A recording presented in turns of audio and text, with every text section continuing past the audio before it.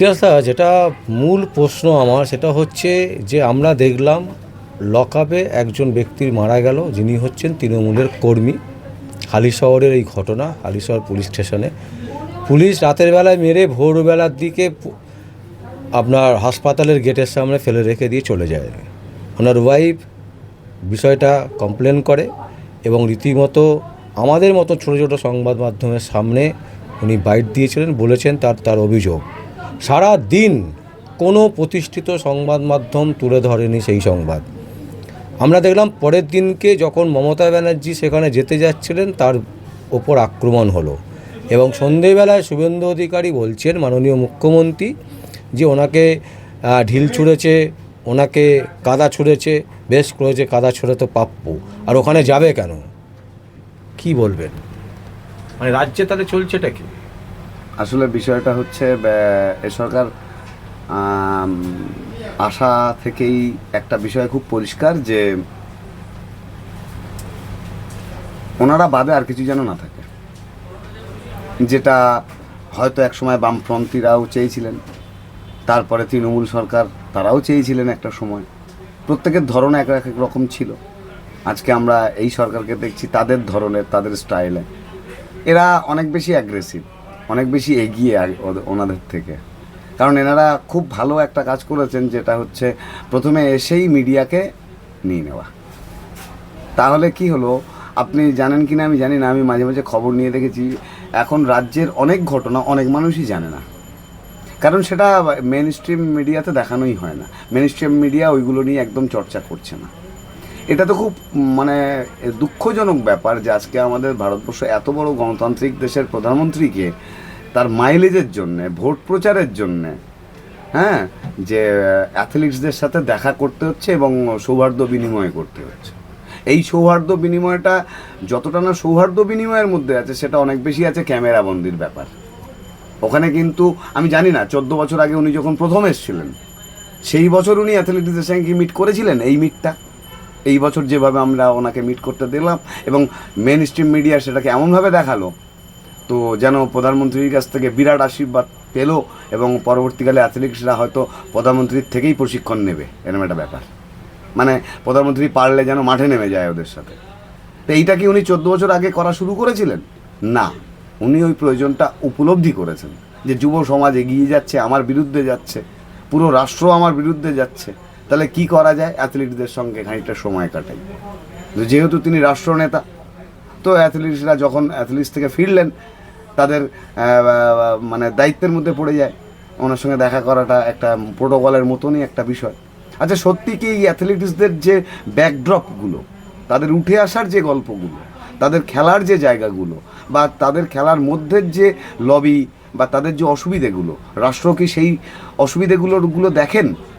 না শুধু প্রাইজ জিতে আসলে হাতে করে লাড্ডু খাওয়ান?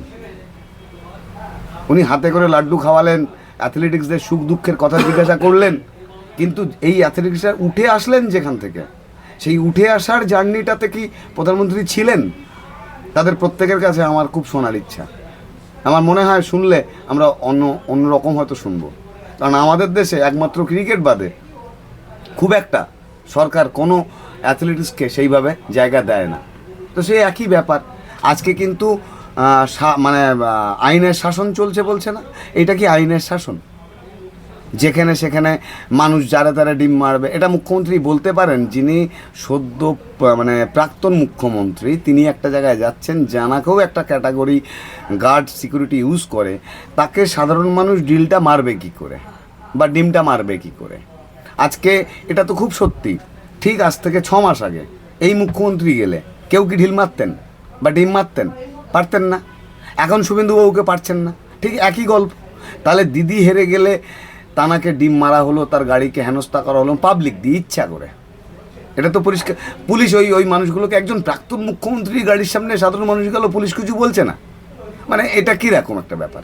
এটা সবসময় হচ্ছে, এটা যেন এখন দৈনন্দিন ম্যাটার হয়ে গেছে।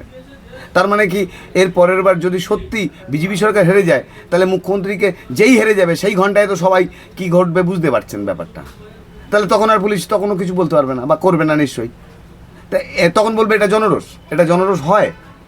প্রত্যেকটা মন্ত্রী সে ঠিক ভুল খারাপ ভালো সব থাকবে। তার মানে কি মানুষকে লেলিয়ে দেওয়া যায়? এটা খুব খারাপ একটা ব্যাপার। তো এটা সাধারণ মানুষ নিশ্চয়ই বুঝতে পারছে। এর কত খারাপ বলবো, মানে যে আচরণটা সরকার করে দেখাচ্ছে সেটাকে বর্ণনা করতে গেলে যত খারাপ কথাই বলি না কেন সেটা কম হয়ে যাবে। তো তার জন্য একটা বর্ণনার থেকে বলবার বিকল্পটা ভাবতে হবে। মানে ভালো হয় যখন এর বিপরীতটা হবে সেই সময় বলা যাবে এখন কি হচ্ছে।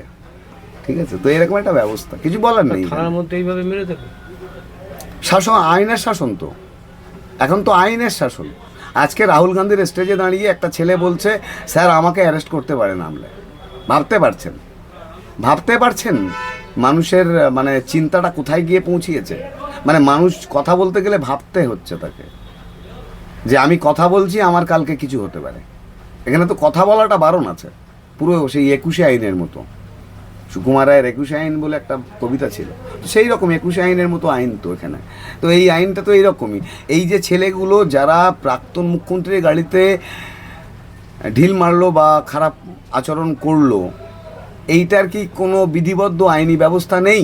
এটা চলতে থাকবে? এটা হতে পারে? তাহলে মুখ্যমন্ত্রী এত খারাপ, কাকলিগঞ্জ দস্তিদার এত ভালো? আমি বারবার বলছি আজকে এটা শুভেন্দু অধিকারী মাননীয় মুখ্যমন্ত্রী বর্তমান তিনি উৎসাহ দিচ্ছেন, বলছে যে হ্যাঁ এটা উনি মুখ্যমন্ত্রী তো উনি জনরসই তো বলবেন। উনি জনরস বলবেন বলেই তো ওই যারা রাস্তায় অসভ্যতা করলো ওদের জন্য কোনো শাস্তি থাকবে না। উনি যতক্ষণ এই প্রশ্রয়টা মুখ্যমন্ত্রী দিচ্ছেন বলেই তো ওরা ওটা করতে পারছেন। তো এটা ততক্ষণই চলবে যতক্ষণ সরকারটা থাকবে, ততক্ষণ ওর ক্ষমতা থাকবে, ততক্ষণ ওর ওই উস্কানিমূলক কথা থাকবে। আজকে মুখ্যমন্ত্রী উস্কানিমূলক কথা বললে তার কোনো বিবেচনা হবে না, মানুষ উস্কানিমূলক কথা বললে তার বিচার হবে। তো এটা তাহলে আইন বলে কিছু হয় কি না আমি জানি না। তো আইনটা কেমন বা কী জিনিস আমি বুঝতে পারছি না। মানে আমি যদি কোনো সরকারি পদাধিকার বলে কোনো পদে থাকি আমি খারাপ কথা বলতে পারি। একজন তো ধানাধান নেতাজির নামে প্রতিদিন খারাপ কথা বলছে, ধানাধান প্রতিদিন বলছেন। মানে এটা কোন মানুষটা কে ওটা? তা এটার কোনো বিচার নেই। আপনি কি করে ভাবছেন যে প্রাক্তন মুখ্যমন্ত্রীর গাড়িতে ঢিল বা কাদা মেরেছে তার বিচার হবে? এটা তো মুখ্যমন্ত্রী ঠিকই বলছেন। আর ওই যে লোকটা নেতাজির বিরুদ্ধে বলছেন, আপনার কি মনে হয় এটা থেকে সরকারের কোনো ইন্ধন নেই? উনি বলতে পারেন এইভাবে কথাটা? উনি যেভাবে ধানাধান নেতাজি সম্বন্ধে বলে যাচ্ছেন, এটা উনি কার প্রশ্রয়ে বলছেন? উনি ওনার সিকিউরিটি বাদ দিয়ে, ওনার এই মানে রাজনৈতিক ব্যাকগ্রাউন্ডটা বাদ দিয়ে রাস্তায় দাঁড়িয়ে বলুক তো কতটা ক্ষমতাটা দেখে নেব আমি, ওনার ক্ষমতাটা দেখে নেব, বলার জিগার কতটা। মানুষ কি করবে সেটা মানুষ জানে। শুধু উনি প্রোটোকলের মধ্যে আছেন, উনি কোনো একটা রাজনৈতিক ছায়াতলে আছেন, ওনার সঙ্গে সব ব্যবস্থা আছে। আজকে ওনার গার্ডের ওপরে হামলা করা যাবে না, কিন্তু এখন যদি মানুষ ওনাকে করতে যায় তখন কিন্তু হিংসাত্মক হয়ে যাবে। সেটা দেখানো হবে মানুষ ওনাকে মেরে ফেলার জন্য আক্রমণ করেছে, কথাটা এরকম হবে। আর মমতা বন্দ্যোপাধ্যায়কে যেটা করলো ওটা জনরোষ। এটা বারবার হতে ভালো লাগে। মানে সরকার আসা থেকে সেই দিন থেকে শুরু হয়েছে এগুলো। মানে এটাকে কি নোংরা ভাষায় বর্ণনা করবো? এর কোনো ভাষা হয় কি আদৌ? হওয়া উচিত বলে আমার জানা নেই। আমার আরেকটা প্রশ্ন, আজকে শেষ প্রশ্ন, সেটা হচ্ছে হর ঘর তিরঙ্গা 9 তারিখ থেকে 15 তারিখ পর্যন্ত রাস্তায় বিভিন্ন জায়গায় আপনি দেখবেন তিরঙ্গা নিয়ে বাইকের মধ্যে লাগিয়ে রীতিমতো হেলমেট ছাড়া দাপিয়ে বেড়াচ্ছে যুব সমাজ। প্রশ্ন হচ্ছে এইভাবে তিরঙ্গা পতাকাকে এইভাবে হেলায় ফেলায় নিয়ে যাওয়া যায়? মানে যা খুশি তাই করা যায়? হ্যাঁ, সরকার তো আমি এখন সরকারে আমি যা খুশি করতে পারি। এখন দেখবেন কথার বলে সারা রাস্তা জুড়ে প্রতিটা মিছিলেই ইন্ডিয়ান ফ্ল্যাগ ছাড়া হয় না। ইন্ডিয়ান ফ্ল্যাগটা আমি জানি না তার সম্মান বা তার জায়গাটা কোথায় নামে যাচ্ছে আস্তে আস্তে, সেটা জনগণ বিচার করবে। আমি জানি না এর কোনো বিচারের আওতায় আনা উচিত কি না। এটা সরকারের মানে কি বলবো, সরকার ইচ্ছা করে এই তিরঙ্গাটা করার কারণ হচ্ছে